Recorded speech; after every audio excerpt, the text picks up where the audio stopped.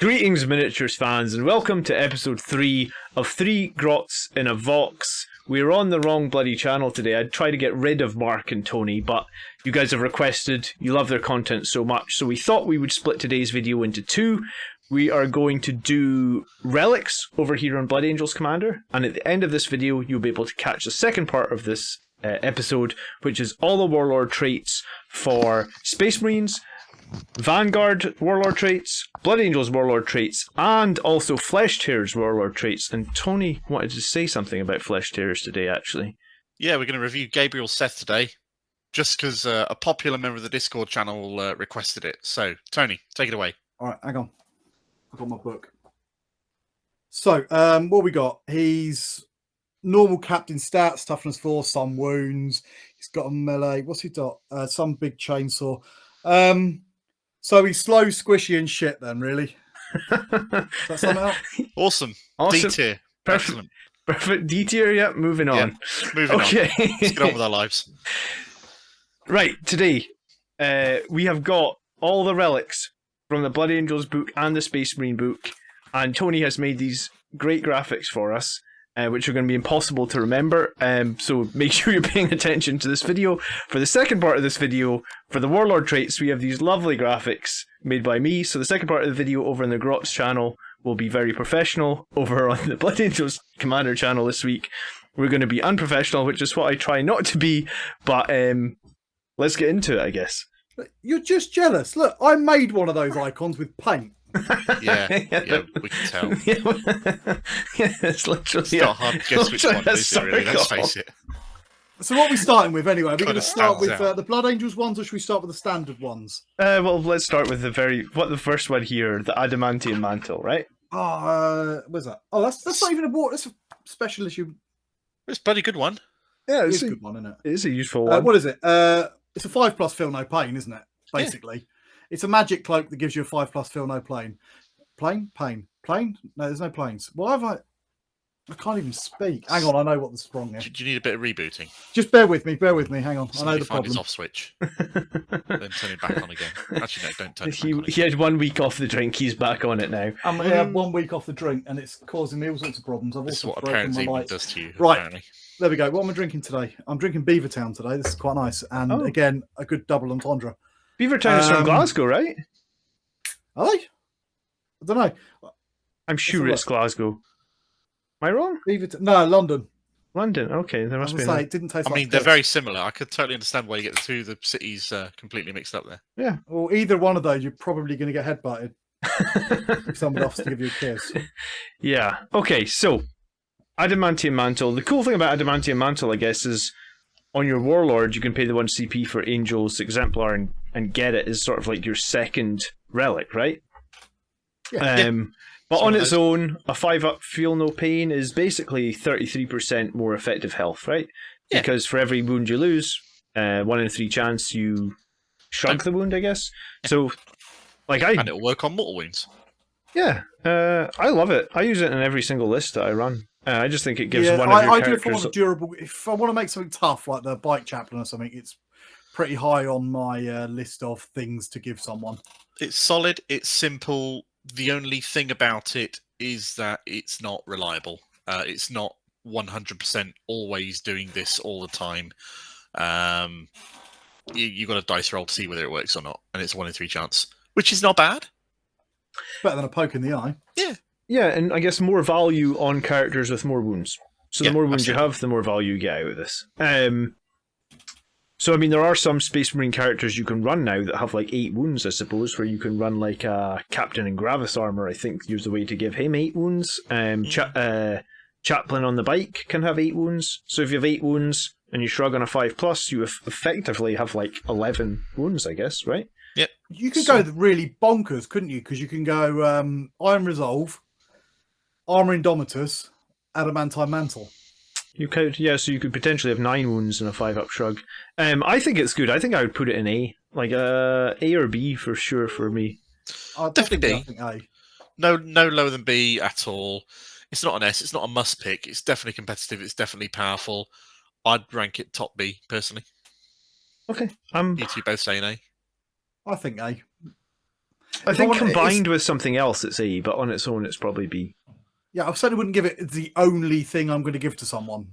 Yeah, so I think it's B in the sense of you need to. In and of itself, but combos possible. Yeah. Yeah.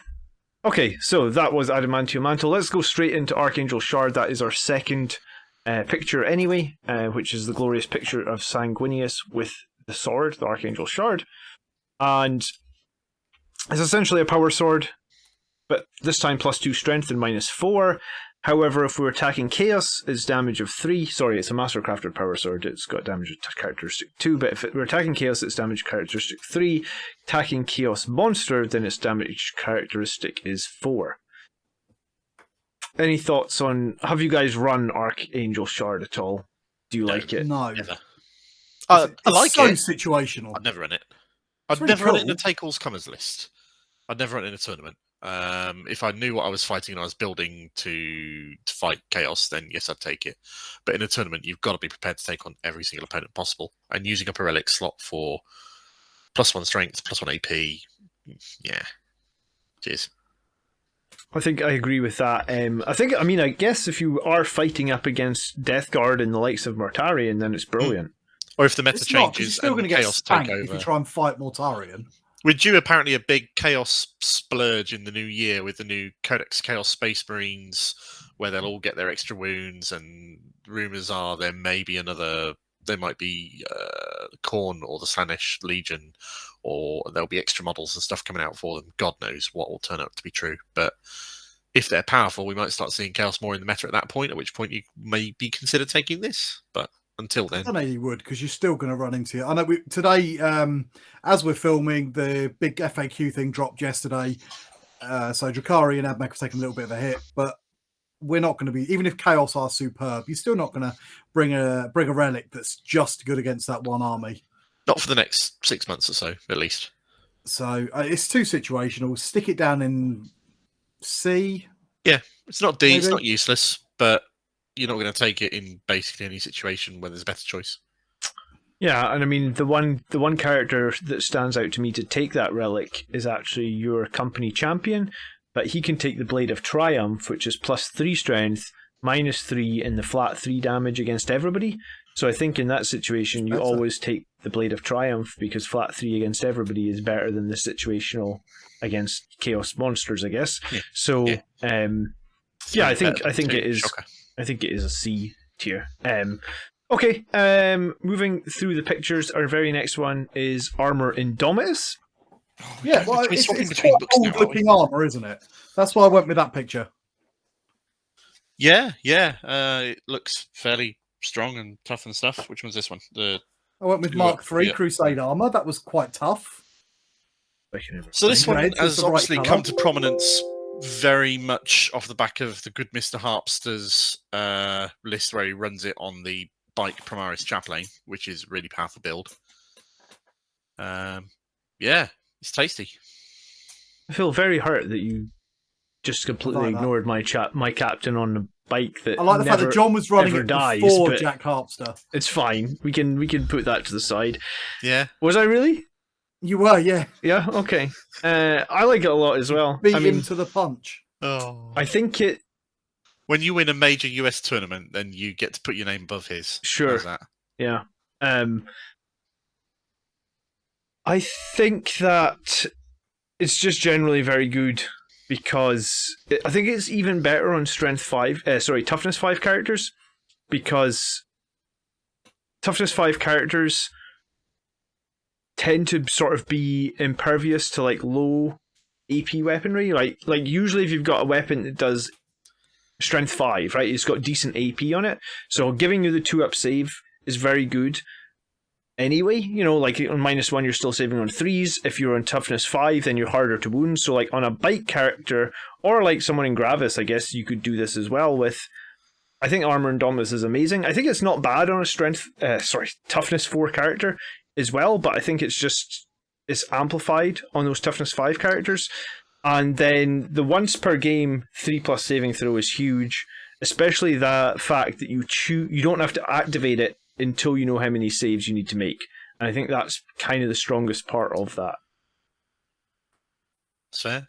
There's an argument that says that if you put it on a model with low survivability and low durability, like Sanguinary Priest, for example, which is Toughness 4, no invulnerable save, then the benefit you get out of putting this on them is pretty tasty because it gives them some modicum of survivability they wouldn't have previously had.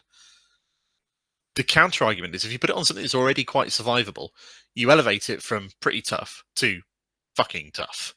And that becomes really daunting and worrying for an opponent to engage. And I think that's a lot more valuable of a thing to do, putting it on something that already has survivability as a strong selling point, elevating them that little bit further makes them very tasty indeed and a very challenging prospect to face in a fight. Yeah, and I think you're 100% right. And the chaplain on a bike and the captain on the bike are those two characters. They can both be very scary. The fact that you can also Angel Sacrifice for 1 CP and then turn on your Armour Indomitus for your 3+ invuln kind of means you can just...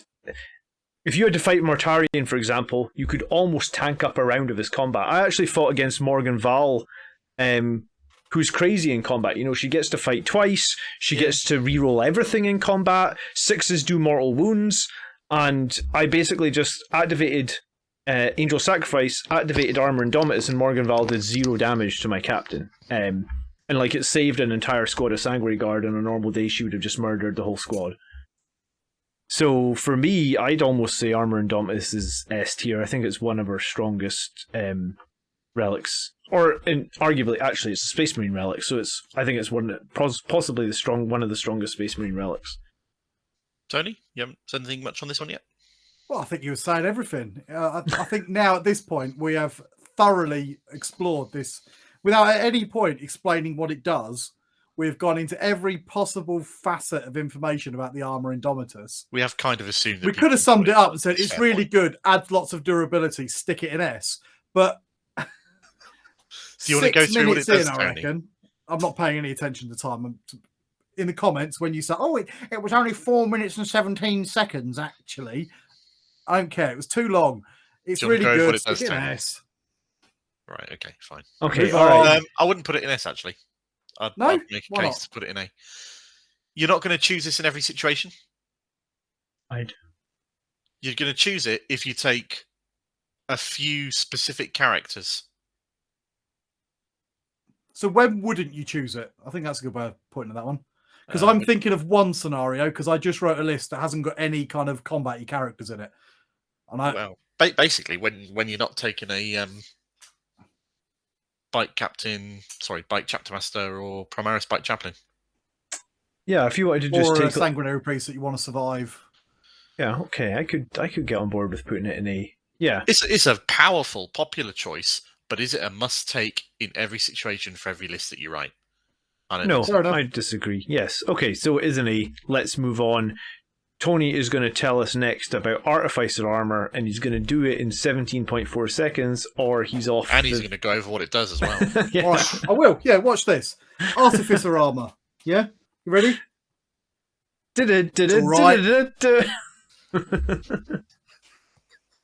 Well, it's not really much more to say, is it? Because you're 2+ armour save and a 5+ invuln save. If you're not in Terminator armour but want someone in Terminator, take the Artificer Armour. If you max it out, the Adamantine Mantle is normally better, so it's not as good as that. Okay. Move on.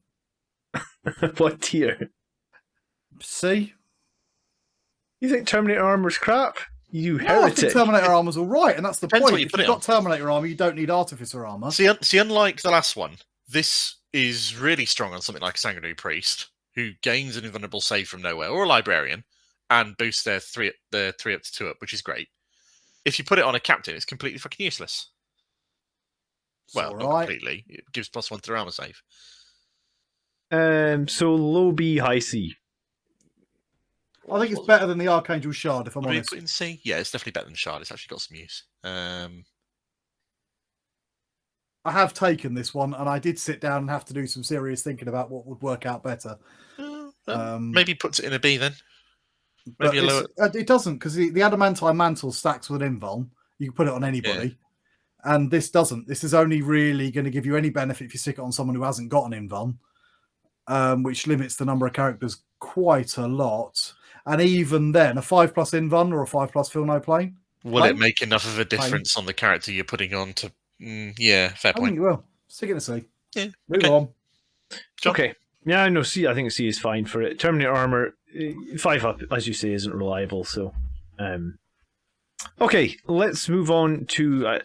I hate how you picked an Ultramarines picture, but we can live with that. You try and find a picture of an auto bolt rifle that's not just someone's painting an auto bolt rifle, because I was trying really hard not to like just steal people's art off the internet, like someone else on this channel that I know does. Harsh. Oof. People Shots love fired. it when the art is in the videos. You know that, and if I do shout them out if I find them. Yeah, but if I'm standing here going it's shit, and someone's like Games trying to Workshop, your paint job, shit. Tony said so. Yeah, there you go. Okay, so Bellicos bolt rifle. What even is this? I think I might have looked. It's an auto bolt rifle, a model with a mastercrafted auto bolt rifle only. So I think that's only that new Primaris captain that we got in Gravis armor, right? He is the only model that has a No, he's got mastercrafted. heavy. He hasn't even got one. Oh no! So who's got a mastercrafted? The only auto one bolt I can rifle? find is this Primaris captain that I've put the picture of. Okay, so one random captain, not a Primaris lieutenant? captain. I think he's a captain. That I don't know. I'm sure there's a lieutenant as well, but basically, that's the thing with it. It summed it up. It's all right as gun goes. You know, you got 4 shots, strength 5, AP -1, 2 damage. it's basically the It's an forge assault bolter. weapon, so you get that extra. You get your combat doctrines. It's pretty good, except that almost nobody can take it, and there's almost certainly a better thing to take. I don't know if this would ever be worth the 1 CP to include it, because it's a forge bolter. Look at your Primaris Tech Marine, he gets this exact same thing, only it's Assault 3 instead of Assault 4. So you're basically paying 1 CP on another character to get the forge bolter with 1 extra shot. That forge What bolter... character do you bring that has an auto bolt rifle? Do you want to bring that's got an auto bolt rifle? None in a Blood Angels list. This is complete dumpster. You just got the hump because it's an Ultramarine. Well, yeah. And And It is he's shit, an yes. Ultramarine, so we put him in the dumpster. It's simple as he's that. not It's the in the only bin. Ultramarine on this list, is he? There's a couple more. Wow. Well, I made this for the Grots channel. It's Oh, only right. because John was like, "Oh, I want my movie check." That it's like putting it on the Blood Angels channel. That, and if we left it on the Grots channel, we would really have to talk about like every possible relic. We'd be there forever. Mm. It's going to be a long one anyway. We've got this, and then we're going to do the Warlord traits. I'm not going to bed tonight. I've had parents' evening. Look, I've got my tie on still. That's how long my day's Can we been. can we mute him? Yeah, I was going to say, I mean, you give us a hard time for running over. Is it Yeah. D, or does anyone want to put it in Put him in C, the I bin. guess? No, D. No. Fucking never take that. Okay, next is Benediction of Fury, which Barely is recognise our... the name of it as a relic. Sorry. Yeah, I don't recognise the name of it. The relic. It's a Spice Benediction Man of one, Fury is a cool relic. Replaces the Crozius, +2 strength, -2 AP, which is nice because normal Crozius are only -1, and it is 3 damage. 6s do mortal wounds, and then the cool thing with Benediction of Fury is that's obviously on a chaplain. If a chaplain has Mantra of Strength, this is how you get that 4 damage Crozius. With basically, you'd be strength 7, you'd be AP -2 or -3 once we get into Assault Doctrine, and damage 4. So if you want to basically have like what I guess you would call like a mastercrafted Crozius that does 4 damage and mortal wounds on 6s, then that is the Benediction of Fury. I think if you are running the chaplain, my opinion, you get 2 choices there. You either go the Benediction of Fury and you go offensive, or you go Armour Indomitus and you go super tanky. I don't know. I Or think you both use it are as a really... buff machine and don't do anything. But yeah. Yeah. Well, yeah, I guess, or the buff machine. But I think if you want to give your chaplain a relic, it's one of those 2. Yeah, it's fair. Not going to argue with that. This is the relic that I like the most, but don't ever use. I really like it, but the idea of a 4 damage Crozier sounds fantastic, and it is fantastic.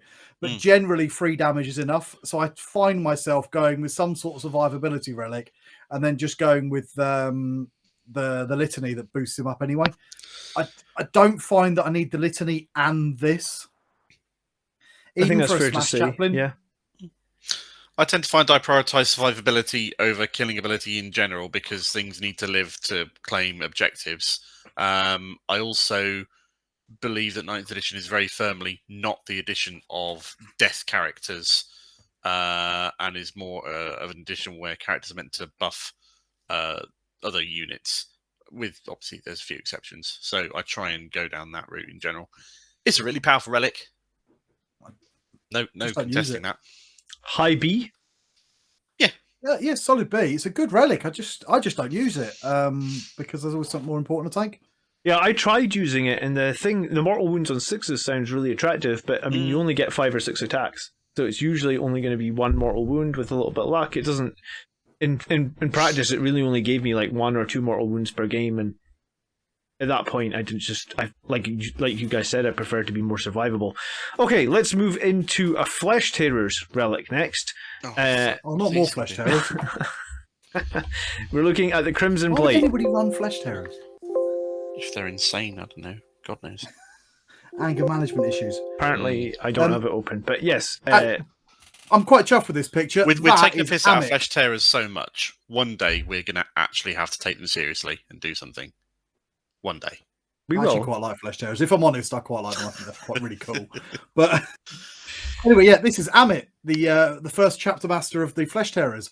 And if you read the fluff for the Crimson Plate, ancient suit of Terminator armor thought to have been worn by Amit. That's why there's a picture of him.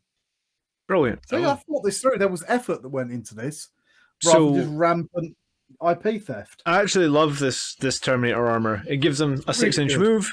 It lets him charge in a turn he advanced, and he can also move 4 inches when making pile-in and consolidations. I do kind of wish we could take this as Blood Angels. It would be really cool. So if you were give going to a purpose to a Terminator captain, if you wanted to run a Terminator librarian, I guess, right? For example, with wings and quickening and being able to advance and charge, this would be a pretty cool option. I think it's a strong.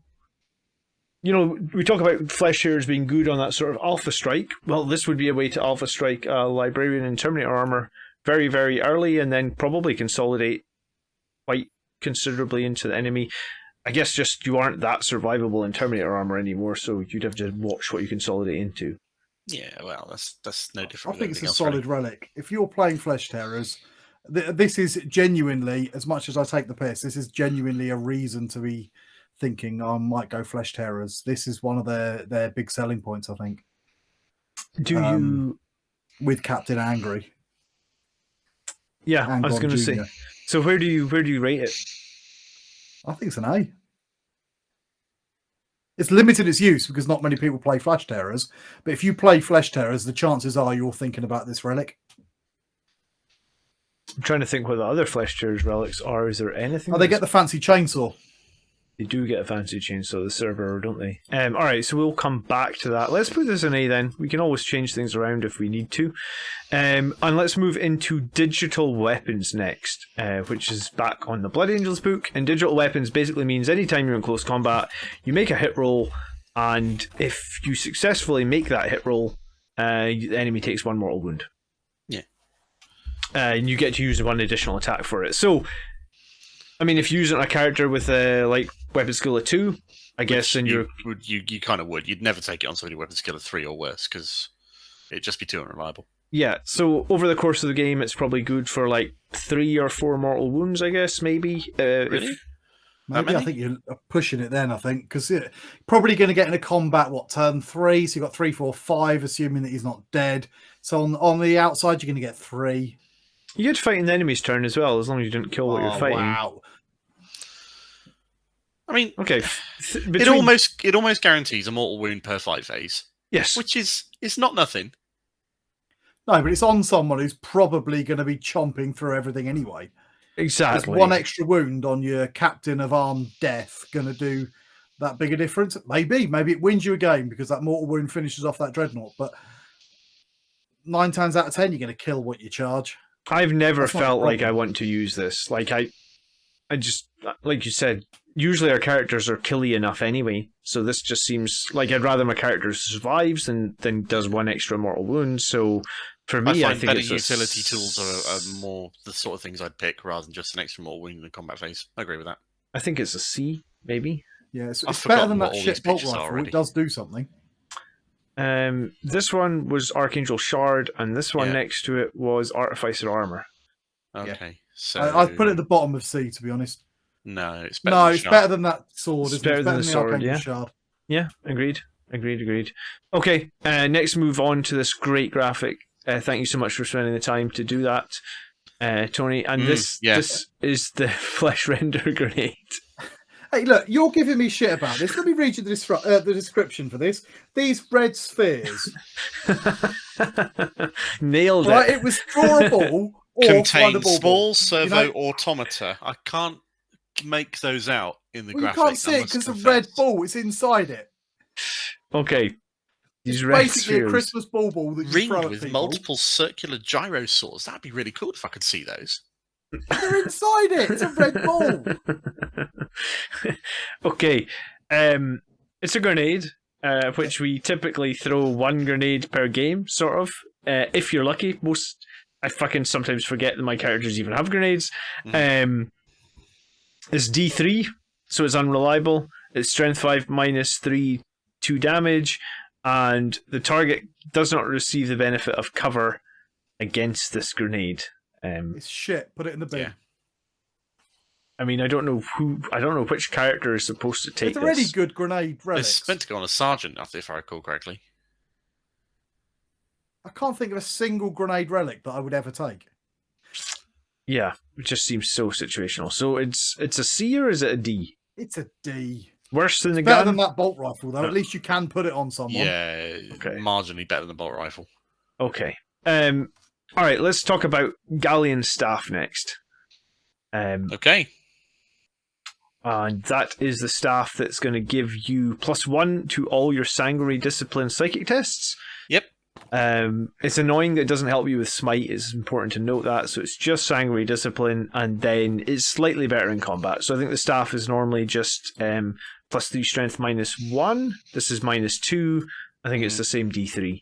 So Yeah, force weapons always D3 damage. Yeah. yeah. So minor boost in combat, like ever so minor, 1 more point of AP, and it gets your sanguinary powers to be a little bit more reliable. It might be worth saying that you could combo this with Psychic Mastery to get +2 to all your power tests. Yeah, if you're If taking you were sanguinary going to discipline. go to all the effort for sanguinary discipline. Yeah. Which you might, if you want to do that in a more fluffy, sanguinary focus list, but we generally accept that the basic Space Marine psychic powers are better than the sanguinary ones in a tournament environment, so... The only two reasons I would bring sanguinary discipline is if I wanted Mephiston or a Librarian Dreadnought, neither of which can take this. Mm-hmm. Yeah. And if you're taking sanguinary discipline, then generally speaking, you're doing it for the melee focus it gives you in the buffs it gives you in the fight, at which point, why are you taking Galata's staff to kill people with? Yeah, shit. Put it in the bin. Sorry, John, did you have something to say? I wanted to say that the one thing it might be okay for is Unleash Rage is good if you are taking big units of Blood Angels. Like if you took a 10-man Death Company, because I ran Unleash Rage on like a 7-man Sanguinary Guard and I got 10 extra hits from the Exploding Sixes. So I guess Death Company would get more attacks if it's Chainswords. So potentially if you did want to run Unleash Rage and you did cast it on the Death Company, you'd probably get like 15 more attacks out of a 10-man Death Company with this. That isn't horrible. That's probably the only use it has for me. What's the psychic charge of Unleash Rage? Is it 6. 6? It's a 6. So it's really hard to get off It's not really on hard. 2d6. A 5 is surprisingly 5 more makes it reliable. very reliable, yeah. Yeah. Yeah, but so Psychic Mastery. Sure, so you would just take Psychic Mastery and you wouldn't bother with the staff, probably. So, If you're going to do that, like Mark says, you're probably going to want to bring your Librarian into combat as well. So you're better off taking Psychic Mastery and some sort of close combat weapon. then Or I something think, to keep him alive. I was going to say, is he high D then? Is he above the grenade? No, he's better not, than the he's not grenades. that bad. I'd take it before I took the Archangel Shard. Yeah, I would as well, I think. I I think, think actually, if before I'm the honest, we put the grenades. Archangel Shard in the wrong place. It needs to come down, doesn't it? No, It's not. No, it's not as bad as that grenade. It's still 2 damage -4 power sword, right? It's still the I -4 think is Mike pretty Stark tough. is now before I sword. took digital weapons, I think, to be honest. No. Actually, Yeah, Yeah, I would probably. just take it as well. But yeah, it's just about Unleash Rage, and I think I think you're right, Mark, in that like if you have a librarian that can take either Librarius or Sanguinary, you always take Librarius. But for some strange reason, maybe there's an edge case that you need Sanguinius. Then I guess the staff is kind of okay.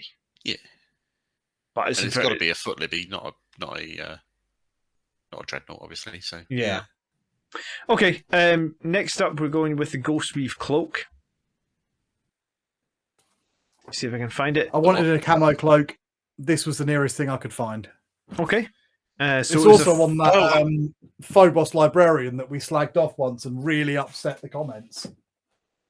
So the Ghostweave Cloak is a Phobos modal only, so that would be your Phobos Captain, Lieutenant, or Librarian. Actually, does a Phobos... I don't think the Lieutenant comes with a camo cloak. I was going to say, does the Librarian even come with a camo Captain cloak? Does. The Librarian does, but I couldn't find a... You can actually give it... I couldn't find a Lieutenant with the cloak on it. Now, I wasn't looking that hard, but... I'm sure it's because he doesn't. But the Reaver doesn't have one, and I don't think the other Phobos one did either. No, I think you're right. No. So it's just the Lieutenant... It's just the Librarian or the Captain that can take this then. And what does it actually do? Sorry. It can... When you make a normal move and camo advance... cloak in general... Well, the camo cloak gives you additional when you're in cover, right? +1 to any armor throw save when you're in cover. So you get to keep that part against range attacks. The Ghostweave Cloak lets you move through your own models when you make a normal move, advance, or fall back. And each time attack is made against a sparer, subtract 1 from the hit roll. So it makes a -1 to hit, I guess both in melee and ranged. So if you actually like it, I just wish there was more things we could put it on that were useful. Yeah, I mean, if you like it, all right, let's say it wasn't Phobos only. What would you put it on? A jump pack captain. Oh no, it could do that anyway, can't it? A bike captain. Yeah, I mean, the -1 to hit part is nice. I mean, it just, I don't know if it synergizes, right? Because like if you're going to take the Phobos Librarian, right, you're stuck because you can't get the Librarius Discipline, so you probably end up taking the Sanguinary Discipline. Yes, it's nice that you've got this, I guess, Librarian that's going to get extra cover save and is going to be -1 to hit, so you make your Librarian a bit more survivable, but then you have to give up your jump pack, and the jump pack is the thing that gives that Librarian the strength, so it's just a bit... We've got another relic that gives you -1 to be hit. You can't put a jump pack on anybody that can take the Ghostweave Cloak. The Mask of Fiery Horribleness, whose name I've temporarily forgotten, gives you -1 to hit and denies OBSEC. And this one gives you -1 to hit and lets you move through models. There's no contest. Yep, I've forgotten the name of that one as well, but I will get it. Visage of Death. Yeah, that's one, which is fucking awesome. So, but anyway, we'll get to that later. Ghostweave Cloak then is a C for us? No, it's a D because you can't use it on anything. Okay. I guess it's worse than even the grenade. At least you can give the grenade to people. It's a bit. This is the same as that stupid bolt rifle. Actually, before anybody thinks otherwise, I like the auto bolt rifle relic. I just A, don't know when I'll take it over something else, and B, don't have any models I can give it to. For other chapters, it may differ, but for Blood Angels as a focus, nah, not hope. It doesn't work. Okay, Gleaming Pinions next, and this is kind of what I believe the Sanguiner has now, where you can basically charge in a turn that you fell back. And reroll charges. And reroll charges, sorry. It's cool. It's good. It's not bad. It's solid. I've never taken it. No, nor have I. Yeah, I've never taken it either. But I mean, it's not bad. I suppose if you want to build a classic Smash Captain with your jump pack and jump in between things and charge, you can jump out of combat with one thing, charge into another thing, and always keep that +1 to wound up if you want to fly around with your Thunderhammer punching knights. It's a really good relic for doing that on a kind of really offensive jump pack character. Yeah, I agree. I don't really use any really offensive jump pack characters, and I think that's what sort of lets this thing down a bit. Likewise. Yeah, I used to use the one that denied Overwatch on in 8th edition. I used to use this sort of build, but I don't anymore. That's because GW nerfed Smash Captains into the ground with 9th edition. Yeah, exactly. Smash Captains for me just jump in now and die and don't do anything. That's why fair last edition, darling. Yeah. So The relic itself is probably a high C or a low B. Yeah. But it's just not really Just don't playable. use it. It's definitely comparable with the things in B tier, as far as I'm concerned. It's a Yeah, solid, stick it in B. competent relic that does good stuff. Okay, let's talk next about the Hammer of Baal, and this is kind of a fan favourite, isn't it? Subject of a lot of discussion and debate, isn't it? Yeah. Yeah, it's just a Thunder Hammer with no -1 to hit. And it kept the AP of the old Thunder Hammer profile. Thunder Hammer's got nerfed this edition down to -2. It got to keep its -3. In a world where I guess like your Warlord can typically run Gift of Foresight, giving them the free rerolls and the free hits. Sorry, free rerolls of hits and rerolls of wounds. I guess Hammer of Baal is a little bit less exciting. I have never run Hammer of Baal in 9th edition. Maybe once at the very start, but I don't remember. What about you guys? I've given it a go. If I'm honest, I don't really run it. I tend to find that I've got better choices of a relic slot than the Hammer of Baal. Even a master-crafted weapon. I've master-crafted my Thunder Hammer before, because you get that extra point of damage when you do that. All right, you've still got your -1 to hit, but more importantly, it's a special issue war gear, which means I can give him another relic as well. Yeah, that's true. What about you, Mark? For me, it's exactly like the pinions that we were just talking about. It's a solid relic. It has definite uses. I've never taken it. I have this thing where I like to take relics that add utility to the army, or buffs or things that I couldn't get elsewhere, and an extra little bit of fighty punch. Because it is just a little bit of fighty punch. You're taking your -1 to hit off, and you're doing an extra point of AP. Yeah, it's not really that exciting. No, it's all. I guess that's what my philosophy has been in 9th. Like if I took this and get that extra AP and the extra -1 to hit off, and maybe I do like one more hit or one more wound roll, that is completely offset by the fact that my character just dies in the next turn. Whereas if I take stuff like Armour Indomitus, keep my character alive for a whole other round of combat, that's going to be way better. So for me, I think this is just low B as well. Like I just don't. It's an okay. I don't think the AP is a big deal either. Anything I'm trying to smack with a Thunder Hammer generally has an invuln save unless it's a vehicle. If, as appears to be the case at the moment, Tyranids start to become more and more of a thing, from the various people who have been analysing this balance update over the last couple of days, say that with the Octarius rules buffs granted to Tyranids, making them strong, and the nerfs to Drakari and Admech, if Tyranids start going up there, they generally lack invulnerable saves and have high toughness monsters with armor saves. That could do a fair bit of work against them. Could do, but we're speculating really, aren't we, on that one? Oh yeah, and it's a niche versus one army thing. Okay. Stick it in B. Bottom end. Bottom end of B, that's where it's going. Next up is Icon of the Angel. And we all know what that does. It's your aura of reroll charges, 6 inches, and I was going to say it used to only be core units, but now it is any Blood Angels unit within 6. Yep. So it's great if you're having units arrive from Deep Strike or Teleport Strike, and also I guess just throughout the battlefield, if you're going to make multiple charges with units around characters, it's going to save you some CP that you might have to spend on charge rerolls. I think it's a pretty good relic overall. I think it's one of our top tier relics, I would say, so it's probably, like, for me, it's an A. I agree to an extent, but I don't ever use it. I think it's good if you, like I say, if you're doing some sort of strat where you're going to run a character along or drop a character in with Deep Strike, and then you're going to have lots of other things with Deep Strikes around it, and you want to re-roll and try and go for that Deep Strike charge, then I think it's quite good. But I don't generally go for Deep Strike charges even with a re-roll because they're not that reliable. I tend to find that if I'm going to make a charge, it's a fairly short one, or just I'm chancing it. I'm going to have my stuff on the board. I'm going to get myself into position. I'm going to try and make that short roll. And so I just don't find a re-roll to charge on lots of units. I find it a bit situational. It's rare that a CP can't do it, or I've got such a charge that is, like 4 inches or something, and we don't need to worry about it.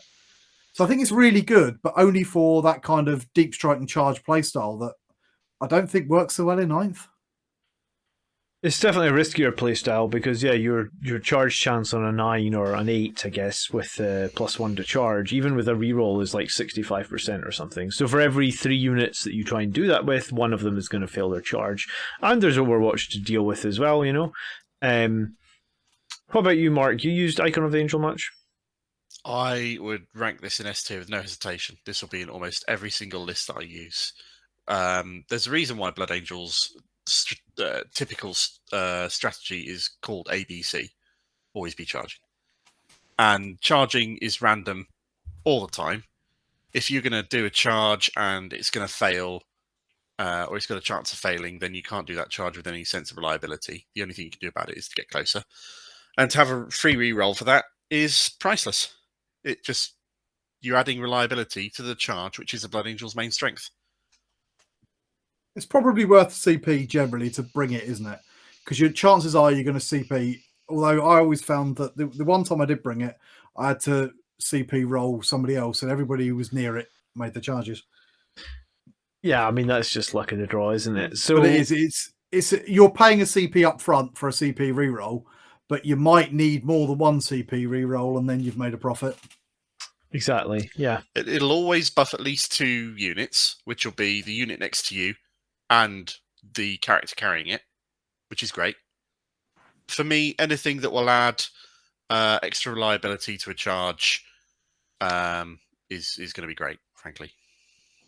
Okay. The S is the question. I don't think there are S rare implies that we situations in always which I wouldn't take it. And Mark always takes it, but I certainly don't.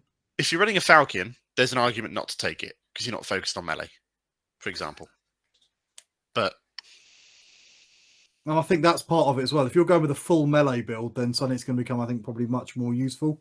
But I don't run a full melee build in 9th. Yeah, me neither. So I think it has to move into A. I think it's an A. It can be top of A. But yeah, I don't run the full melee build either. So I think that for me, it just the times I've taken it, I haven't seen the value in it. So fair enough. Okay, well, let's move on to Lament next. God. What is this? Another Ultramarine picture. Cool name, isn't it? For a utterly fucking useless weapon. It is a model equipped with a mastercrafted stalker bolt rifle only. This relic replaces it with a 36-inch heavy one, strength 5 minus 2/3 damage, and on a roll of a 6, you will if the attack successfully wounds the target, it inflicts 1 mortal wound in additional to any damage. So this is your Phobos sniper captain. This is yeah. Do you use him? We never take. No. D10. You gave him a good go though, didn't you, John? I gave him a go in a few games. Yeah, I ran him along with a squad of eliminators for a few games, but ultimately, yes, they can snipe an enemy character. Like, that's what they're there to do. But beyond that, you know, like, if there's no characters visible to them, they're kind of worthless in my opinion. I use this unit regularly in Raven Guard, and I take a different relic because they've got a better relic for it.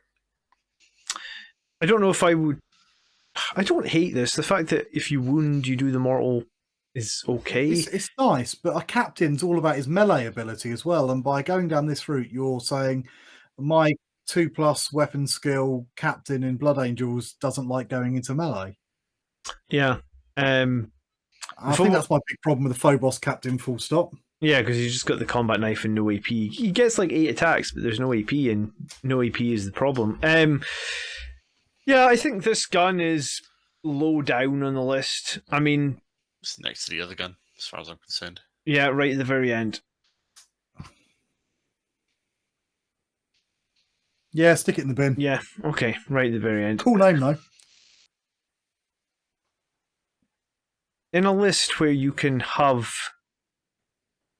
I liked the Eliminators more when I ran them with the Las Fusils. So maybe in a list where you have this guy hanging out with 3 Eliminators with the Las Fusils because they're the flat 3 damage and they're kind of okay on BS of 2.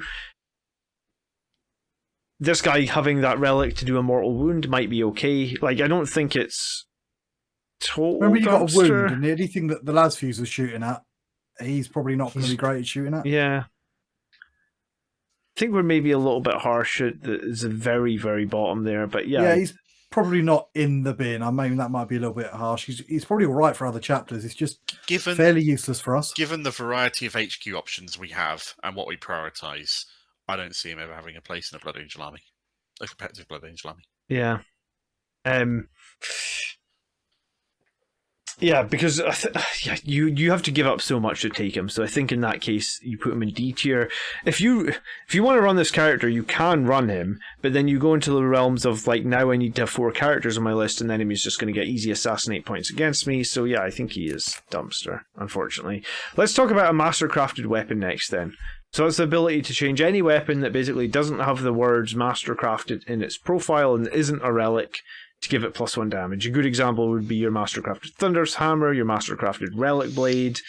And I think that's probably, if you're going to Mastercraft a weapon, it's going to be a Thunder Hammer or it's going to be a Relic Blade. I'm not sure what else you would be Mastercrafting. I've seen a few people do it to Lightning Claws, and that can be quite good, but there's a lot of -1 damage running around, which does nerf that a little bit. True.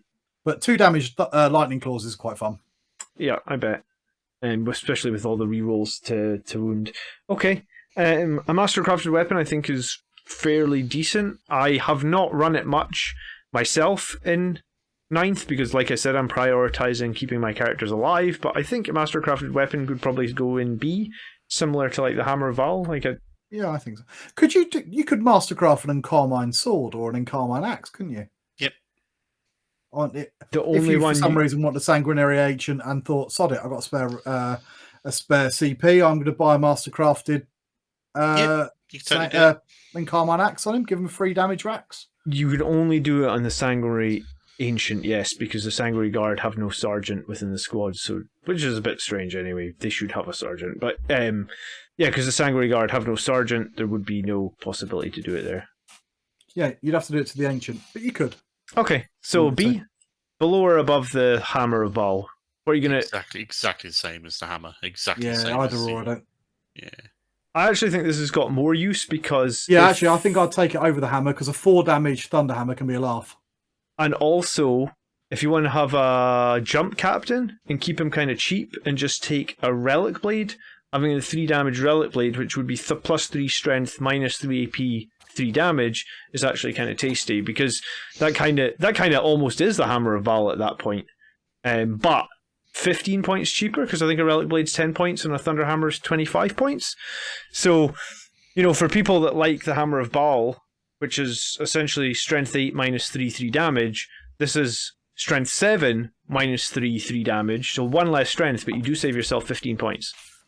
And sometimes if you only got 10 points left at the end of your list, then, it matters. It does matter. So I actually rate this just above the Hammer of Baal. It's fair logic.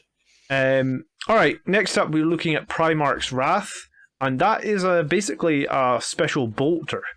I've run this once in 9th, maybe twice actually, and basically what it means is you can replace a bolt gun. A good candidate for this would be a Firstborn Tech Marine with his bolter, because obviously he's got BS of 2+. This basically changes his bolter to 24 inches, or the same 24 inches, but it's rapid fire 2 now, strength 5, -2, 2 damage. So, I mean, that's not terrible. I mean, that's 4 shots on 12 inches on a 2+ BS. Suck. Yeah. It's slightly more useful than the other relic guns we've looked at so far, I would say. I'm still never going to take it. More things you can put it on, but I'm still not going to take it. Yeah, you could also put it on a Firstborn Librarian as well if you wanted. Yeah, because he can have a bolt gun and a power sword or force sword. Yeah, or even a Firstborn captain or whatever, or a lieutenant if you wanted to. Oh yeah, because they come with a Mastercrafted bolt gun normal, so that could be replaced there as well. Yeah, so this can go in a few more things. I don't think it's great. I think it's possibly high C. What did we have at the top of C before? We had Artificer Armour. So that was equivalent of giving... It's probably on a par there. I think I'd take Artificer Armour before I took this. Yeah. Okay, so just right below it, do you think? Because this is a proper full-blown relic as well, so it's not like a little add-on you can tack on the end of something. I'm never going to take it. If you're hell-bent on putting it in C, I'll put it right at the very bottom of C. I think I'd take it over the Archangel Shard. Which I can't see any reason I'd take the Archangel Shard over a Relic Blade. Yeah, okay. All right, down C a bit. I think I would take it over the Archangel Shard as well, just because I can't see a character. I don't have a character that's going to really run the Archangel Shard, whereas I've got plenty of characters that run with bolt guns. So, in my list before, yeah, I mean, I usually always have something that's got a bolter, right? You could replace. Right. But then if you've got things that got bolters, but you've also got limited relic stocks and so many other cool relics. It's kind of where I'm at. Okay. Well, yeah, I think it could go either or. It's at the bottom of C with the Archangel Shard, I think. Yeah, it's fine. All right. Purgatorus next. Another cool name gun that nobody ever takes. Yeah, put it in the bin. So any But I'm model running out of beer. with a bolt pistol, a heavy bolt pistol, a mastercrafted special issue bolt pistol, or an absorber bolt pistol. So the interesting one would be the absorber bolt pistol. That is the pistol Absolver, that your The absolver on the chaplain. Sanguinary Priest? No, chaplain's got it. I think. the Primarch chaplain on the bike has that Primarch pistol, chaplain. and I think the Judiciar has that pistol as well. Maybe. Don't know about that. I'm like 90% Well, I'm not going sure. to take it anyway Does because the Primaris Medic have it as well? Maybe. Or am I thinking? No, he's got a slightly different. Yeah. why would you take a relic bolt pistol over every other relic that we could take? Because it has 3 shots, strength 5, and it's -3 and 2 damage. That's why you take Like it. the other guns, it's a solid upgrade over a gun. But yeah, like Tony says, I'm never going to take it. Yeah. Go on, John. Because it's a full-blown relic as well. So I'm going to look at my chaplain. I'm going to say to him, "Do you know what? I could make you better in combat. I could make you tougher, but no. What I'm going to do is I'm going to give you a slightly better bolt pistol." Who are you fighting on Monday, John? I think I'm fighting Necrons for the Plastic Crackheads tournament on Monday night. Okay, you want to take one of these? No, because lists have already been submitted, but I wouldn't take it anyway. Okay, yeah. Shit. I'm at GT on Saturday, so Oh, cool. my first game's against Tau. You take it to that. Lists have You're already gonna been do better than submitted, you did but last no. time against Tau, where you Okay. barely won. Harsh. A victory, still a victory. Yeah. Just remember, don't leave your entire army out in the open so it can be shot on turn 1. It was a super heavy tank. I There can't wasn't hide. exactly a lot of space for it to hide, Tony. I can't even fit that thing in the deployment zone, let alone put it behind cover. Anyway, Moving on. I think this pistol is probably at the bottom of the C tier. If you really wanted to give this pistol to one of those 2 combat characters, the Primarch Chaplain on the bike or the Judiciar, You could. I mean, you could. So there's models that can go on. Probably shouldn't. We put it at the bottom of C. if you really I want to. think it's better than the Archangel Shard. No, I wouldn't go that far. No, I don't agree. It's Yeah. just a relic blade, but a relic. Blood Angels are good at fighting. All Blood right, all Angels 3 of aren't those. fast at These shooting. these are just all 3 at the bottom. The Yeah. Archangel Shard, the Primarch's Wrath, and Purgatorus. All right, let's talk next about the Reliquary of Gathalamor. Gathalamor. Gathalamor. Okay, and this is basically. Yeah, I used to triumph for St. Catherine. I see that. I can tell. But let me give you my reasoning. There was a reason. I was sitting there thinking, how the fuck do you find a picture of a reliquary that isn't, something that's already been used? So But listen to you this. zoom in at There's a picture of a reliquary already on a model that somebody's Well, built. there's a sister that died, right? And then she's anathema to warp creatures, and you carry her around. That's just the triumph of St. Catherine on your back, isn't it? You'd be very good on that. It's a dead sister that you carry about and wave at people. Right, what does this thing actually do? When enemy psychers within 18 inches do take a psychic test, subtract 1, and if they fail, roll 1d6, and a 4+, that model suffers d3 mortal wounds. So, on its own, I don't think it's that strong. Combo with a Calixtus Assassin, so it's -2 within 18 inches. Then maybe you're starting We to talked talk. about this in the last Grots episode, didn't we? And you were saying about someone who run them and lined them all up against Thousand Suns and found it did absolutely bugger all. Yes. It's so situational and it's still quite random. Yes. Those sort of psychic heavy armies generally have ways of boosting their psychic. I just don't think you're going to get much use out of it. So I'll put it right next to the Archangel Shard because it's a pick that will work against specific armies and not all armies. but even when it does work, it's only on a 4+ they take the mortals. And it's only minus one. -1 to cast makes a difference. It is only 18 inches. So I just think it's fairly unreliable. okay. I think it's probably a C tier. It's not quite a Fleshrender Grenade. Okay. Well, I mean, it's got a better graphic than Fleshrender Grenade, that's for sure. It's just unnecessary abuse. All right. We should change I'm a Tony's physics teacher, not profile an art picture teacher. on Discord to be that graphic of that grenade. Yeah, just for like a month and make sure you can't change it back. Okay, next up is the Severer, and that is our Flesh Tearer's That's the chainsword. Flesh Terror's special chainsword that's not Seth's one. And it's +2 strength, -2 AP, is 2 damage, and this time 5 pluses are going to do mortal wounds. So a little bit more reliable on the mortals.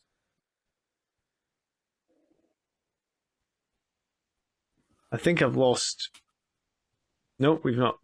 No, I couldn't hear you there for a couple of minutes. No, Well, I think there's minutes, a bit of dodgy seconds. signal there, so Okay.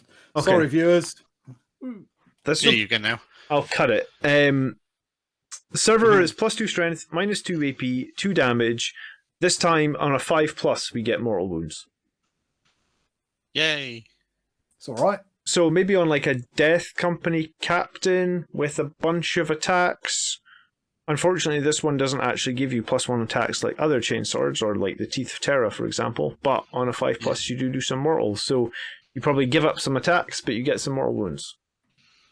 I think I'd probably take the Teeth of Terror before I took this, Yeah, likewise. but it's not bad. It's all right as relics go. If you're going hard into your Flesh Terrors and you're bringing us, You could do a lot worse. Pick it. I think You it's, could do a lot better, but you could do a lot worse. I think it probably It's goes alright. next to the Wrath of Baal and the Mastercrafted Sword up there at sort of the bottom. Yeah, I don't of think B. it's as good as a Mastercrafted weapon, but Similar to Hammer of Baal, probably. Yeah. Yeah. I'll do that. That's fine. Okay, next up, Standard of the Emperor's Ascendant. I have Shit, it's- never run this.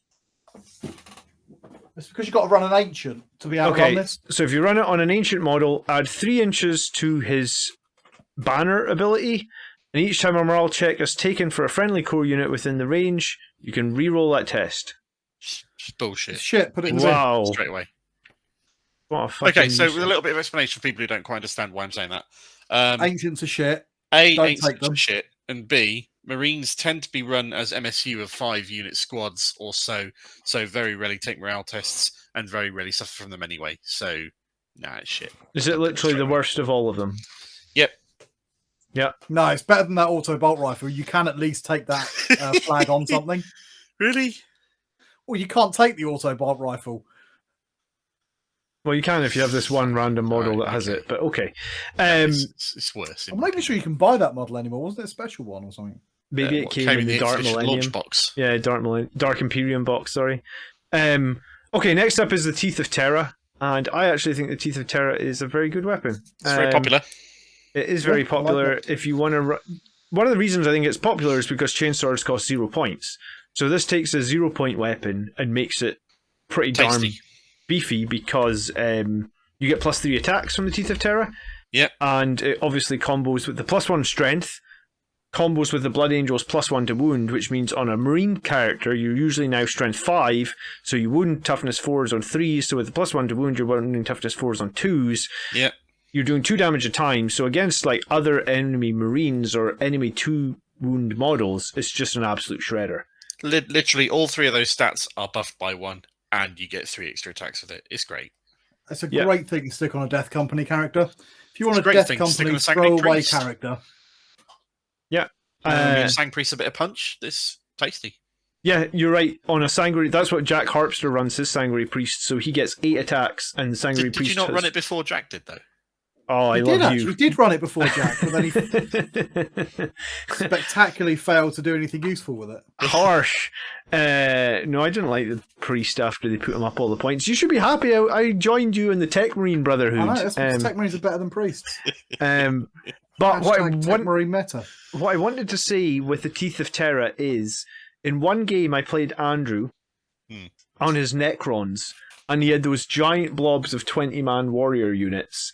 And I ran my Death Company captain, who already has, he's on a bike, so he was 4 attacks. He had 5 attacks because he was charging. He was 6 attacks because it's turn 3, 7 attacks because it's Black Savage Rage. Echoes, or Black Rage, yep.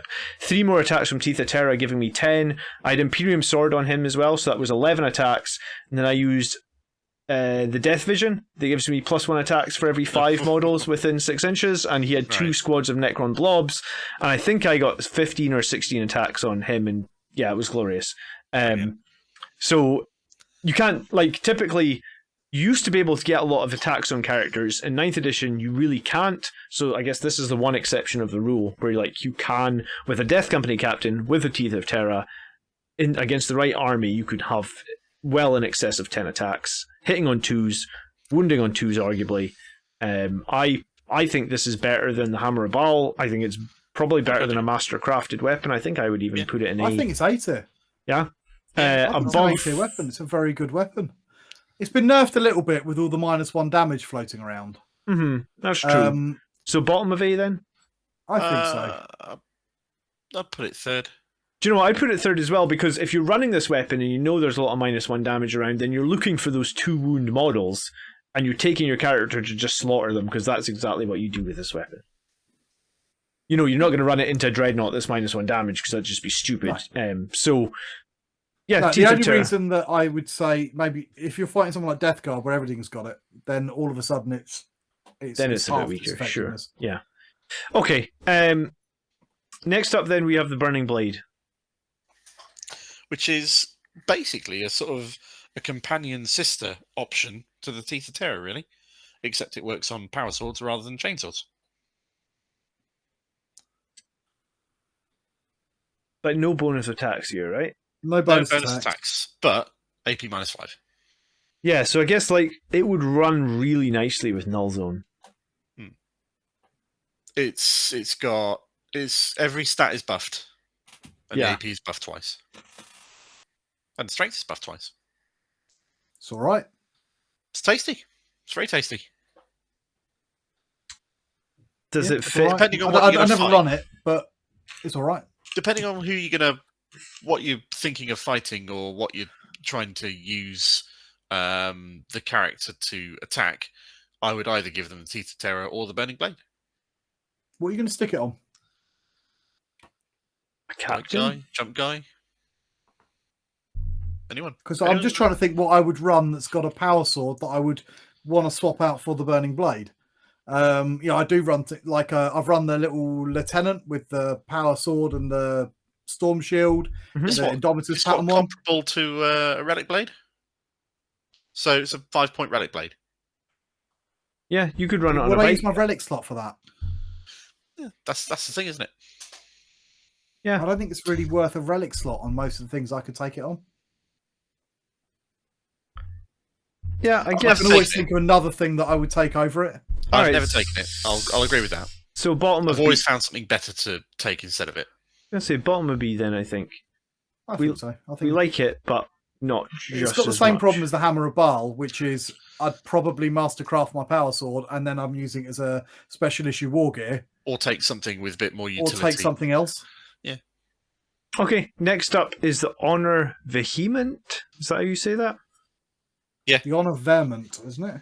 Vehement is it's arguable. Well, friendly core units are within 6 inches of this unit until each time the unit fights until the fight is resolved. Add 1, but this does not stack with Shock Assault. It's shit. Dump it. Move on. So it's only useful if you're in combat that's going to last more than 1 round. Yeah, and since Blood Angels always want to charge and get most of their buffs and benefits when charging, you don't want to take a relic that will buff you and make you stronger when you're not charging. Yeah, you're kind of planning to be to make yourself better in a situation where you're worse and don't want to be in the first place. Exactly. So bottom of C. It's better than the banner, Oh. but it's still shit. Yeah, I mean, if it was just +1 attack and it didn't care about stacking with Shock Assault, then it'd be brilliant. But Oh god, yeah, you'd find it in shit tons of lists. It's the same problem that Sanguinor's got now with his rule and the fact that he doesn't stack anymore. Yeah. Okay. Next up is the Shield Eternal, and the Shield Eternal I think is quite good. In some ways, it's just instantly gonna be better than the Adamantine Mantle because it does it and more. Yeah, it gives you a 5+ shrug, it gives you +1 to your armor save, and it gives you the 4+ invulnerable save, but it does have to replace a Storm Shield, a Relic Shield, a Combat Shield. At which point you get the 4 up invuln and the +1 the armor save anyway. Unless it was a Combat Shield. A Combat Shield only has a 5 up invuln normally. That's true. Not many things have combat shields these days. No, I just have run this on the company champion. That was he is the one guy, so this would be the guy to give it to, the company champion. And how did you like it, Tony? It's all right. It made for quite a cheap, surprisingly durable little character that you could stick in a transport or drop pod down if you wanted to. So it's not a bad relic, but I found that I actually prefer to run my company champion naked. Well, hey. You can't beat a naked champion. I was going to say 55-point model just causing death, yes? Yeah, but that's the thing. The beauty of the company champion is a 55-point model. You just throw him into combat. You don't really care about him. So generally, I'm going to spend my CP relic on something for someone I want to keep alive or someone that's going to hit really hard. So it was a nice upgrade to the company champion. And I've actually run it when I've run the company champion in like a 500-point game. And it turned a very cheap model into actually a pretty good HQ for a little combat patrol game. I'll have to think about that. That's a good point. It worked really well, but in a bigger game, I'm going to spend that relic on somebody else. I was going to say, if you had another character that you desperately wanted to give a 5-up shrug to, and you wanted to give like your Smash Captain a 5-up shrug as well, this is one way you could do that, right? Yep. But you'd lose your relic slot because it's not a special issue. Well, sure, you'd lose your relic slot, but you'd have a number of characters with 5-up Feel No Pain shrugs. Yeah, you'd have 2 characters with a 5-up shrug, which is arguably pretty good, right? It's all right. In a certain build, it's got a place. I think it needs to just slot in next to Armour Adamantine Mantle. Sorry, no, I wouldn't put it in B. It's a C tier relic, but I'd say it's probably the top of because C. It requires you to have a Storm Shield or Combat Shield already to carry it. That makes it immediately not as flexible. As I suppose, the yeah. Mantle. Fair enough. Okay, so we put it top of C. Yeah, it's good. I'm cool with that. Okay, next up is the Tomb of Malcador, which was brilliant when you could take powers from multiple disciplines. Now, of course, it's just 1 additional power from the discipline that you have access to. I was trying to find a copy of the Book of Magnus to use for the icon for this. Solid. But I couldn't, so I used some random Thousand Suns book. That's fair. The Tome of Malcador is a nice, solid, useful librarian relic. Yeah, it's cool. I don't think it's very good anymore. It used to be brilliant. You know, you could give a power from another discipline before they FAQ'd it. Then I took it all the time. Oh, yeah. But now it's rare that I suddenly think, oh, what my librarian needs is another choice of power. Especially when you can upgrade the librarian to Chief Librarian and get 3 powers anyway, right? Yeah, I rarely need 4. Yeah, exactly. So, fair point. So, high C? I think that shield's better. There. I'd put this with the staff of impronounceable names. Okay, perfect. Gallian, yeah. It's better than this. I suppose it's better in a staff in the situation where you don't have the points to make your librarian the chief librarian, but you still want 3 powers, so that's where it's got like a niche case there, I guess. Yeah. Okay, next up is Visage of Death, and we talked about Visage of Death already a tiny little bit, how it makes you -1 to hit, and it removes OBSEC from models within 3 inches of the bearer. Now, sorry, it's only -1 to hit in melee, sorry. I should have made that clear. My one problem with this is the range. 3 inches is not much. Obviously, with an objective marker, you could be 3 inches to one side of it, they'd be able to be 3 inches to the other side of it, and it doesn't affect you. It'd be very difficult to place your unit right bang center of the objective marker, I guess, to always be unobsecking the entire objective. I think that's pretty... It's on paper though. It just seems to me like you might find quite hard to use it super effectively. So there's a couple of ways in which I'd run this. One of them is putting them on a Judicia, whose aura of fight, the range of his fight last is 3 inches, which is nice. Especially if I was giving that Judicia the 6-inch Heroic Intervention Warlord trait, which is great. And that's got a lot of potential there, because then you can threaten a 6-inch Heroic Intervention on a unit and take away their ability to be OBSEC. And that's pretty discouraging. I like that. The other one is an obvious combo when you put Visage of Death with Rites of War. So you've got someone who is OBSEC, grants OBSEC to everybody around him, and takes away his enemy's OBSEC. That's also pretty tasty. Yeah. The only problem is you've got to support that character.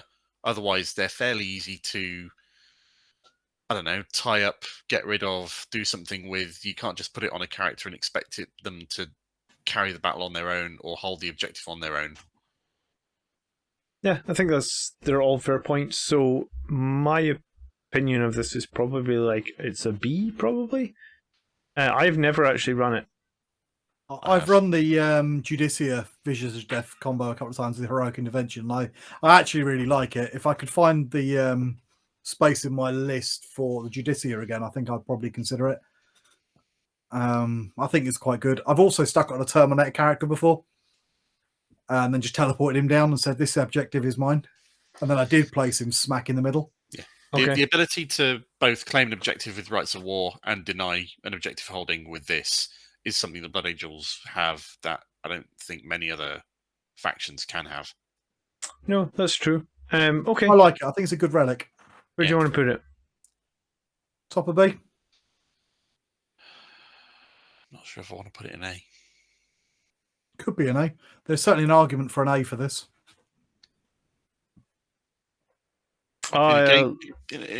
Games where objective scoring wins you games, things that stop opponents scoring objectives have to be powerful.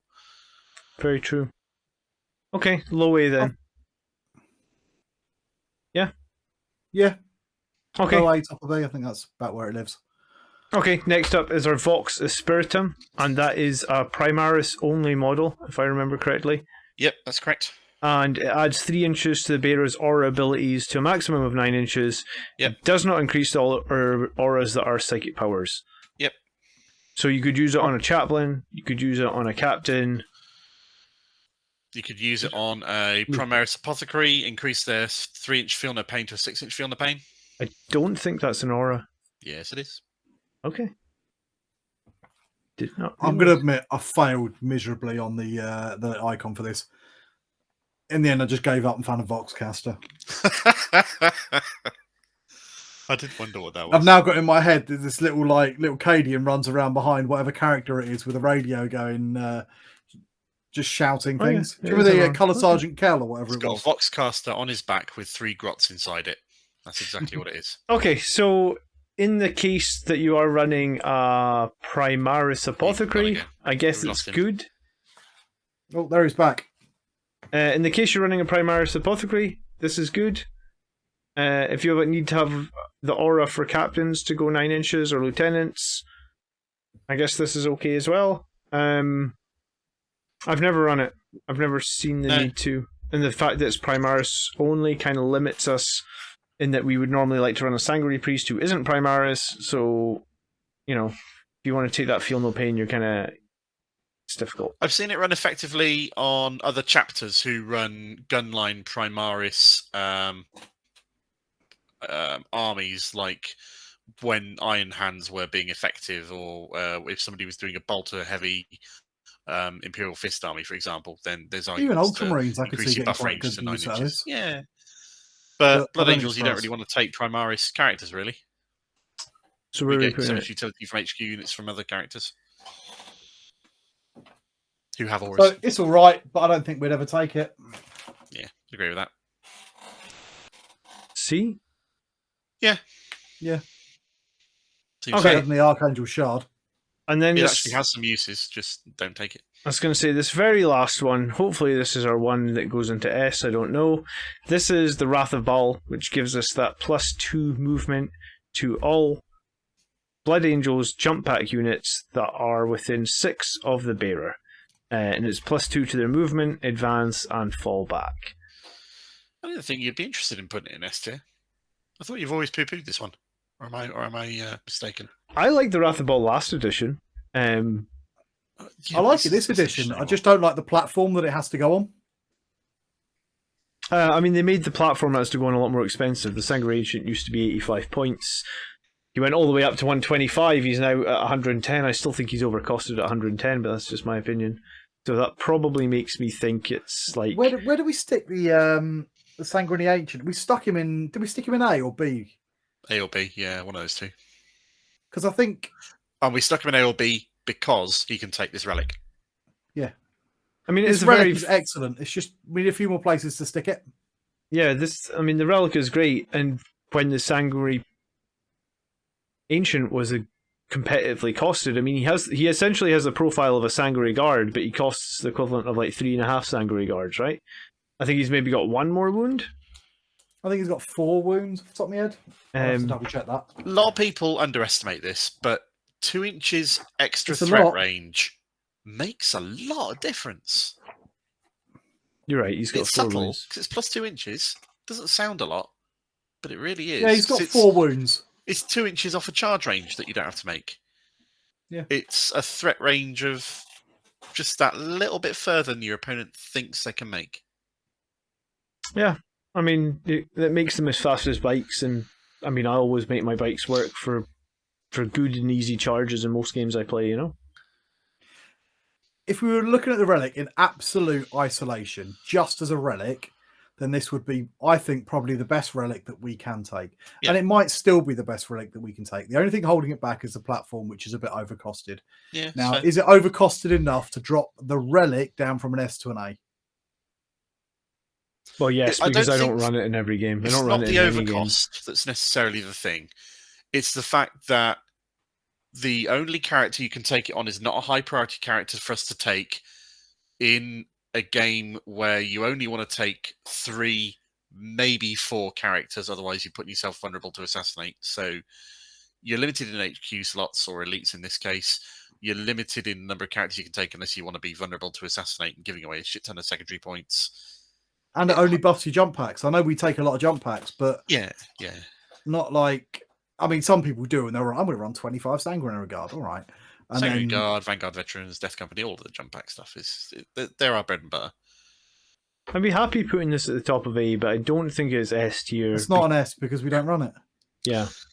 I'd put it below the icon because of that very reason.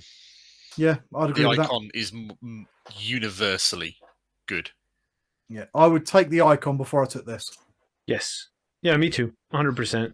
I think the icon probably just has more synergies, as Mark just said. So that, I guess, wraps us part 1 of today's episode. Dum dum dum. Dum dum dum. Does that mean we can do the rest on our other channel? Yeah, that's where we're supposed to be. We're supposed to be on your channel. I don't know why the hell you guys came over to mine. Well, I just thought you needed us. Yeah, I need you guys. People have said that they're only watching the Grots for you guys, so I'm like, why am I even on that channel? They don't care about me. The smell might have gone away by now. It is definitely 100% not your sex appeal. I mean, the tie is doing it for me tonight, but I mean, yeah. Yeah. You guys who are watching this should consider yourself lucky that the video cuts off below the neckline here. Yeah. All right. So I'm going to put a link in the video description because you're going to get cut off here in a minute because I'm going to throw Mark and Tony out. But there's going to be a link right below this video that is going to be the second part. We're going to now jump over and to look at the 21 Warlord traits, including the Flesh Tearer's traits. Maybe we'll start by looking at like Seth's Flesh Tearer trait, and we'll give you a very comprehensive overview of how good Seth's Flesh Tearer Warlord trait is. Spoiler alert, it's a bit shit, really. Alright, guys. Hang on, I'll check. Join us in part 2 in just 2 minutes.